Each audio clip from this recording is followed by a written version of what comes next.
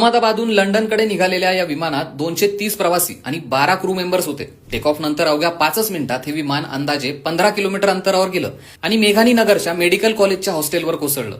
त्यात विमानातील सर्वजण जागीच जळून खाक झाले. ज्या बिल्डिंगवर हे विमान कोसळलं त्या मेडिकल कॉलेजच्या मेसमध्ये सुमारे 50 ते 60 डॉक्टर्स आणि स्टुडंट्स जेवत होते. काही डॉक्टर्स जागीच गेले तर अनेक जण गंभीर जखमी झालेत.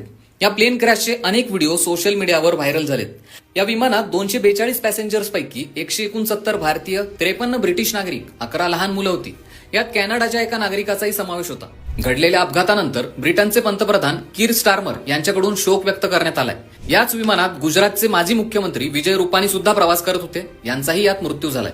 बीएसएफ आणि एनडीआरएफच्या पथकांकडून अपघातस्थळी बचाव कार्य सुरू आहे. हे विमान कॅप्टन सुमित सबरवाल आणि फर्स्ट ऑफिसर क्लाइव्ह कुंदर यांच्या नेतृत्वाखाली होतं.